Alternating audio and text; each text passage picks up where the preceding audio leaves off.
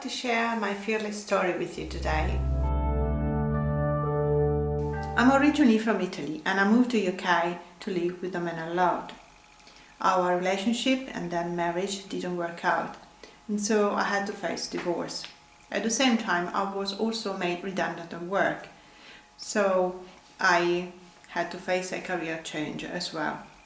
In a very short time, I found myself without an income, without a family, social background, and on top of everything else, I knew that I had to do something to change my work because it wasn't satisfying anymore. To face divorce is already difficult with some support in your own environment, but I didn't have all that and I had to face it alone, so it was a very testing journey indeed. After the legal process finished, after 2 years of hell, I had to face my healing journey, so that was another challenge for me.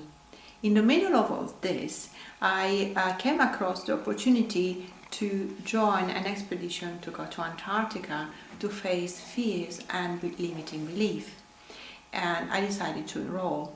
For me, the idea of traveling to such a faraway place and also to see a continent of such beauty, it was so irresistible. Especially, I wanted to test myself and I wanted to find myself again because I felt lost.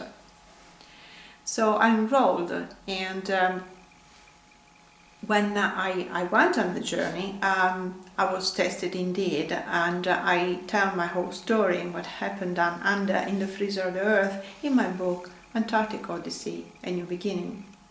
The journey was a real initiation for me because life threw at me the unexpected, and so I had to face another challenge during the journey.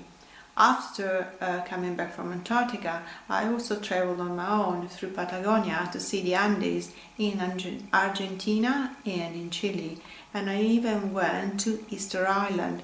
That for me represented a bit like the unreachable place, the dream place, because it's so far and remote. In a way, quite similar to Antarctica. When I came back to UK, I had another challenge. I had to face another crisis.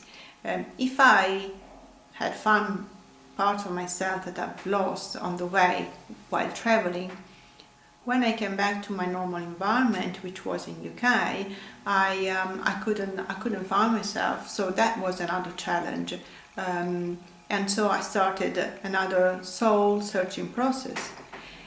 In the middle of this process, I found out that actually one of the things I really wanted to do in my life was to learn to fly and become a pilot. So what do you do when you find out your passion or such a vibrant passion of yours? You have to go for it. And so I did. I moved out of London, where I used to live back then, and I searched for a place where I could learn to fly.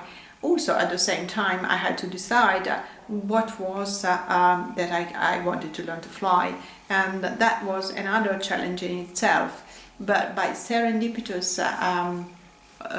situations, I had the opportunity to fly in a small plane, in an autogyro, in a glider, and even in helicopter.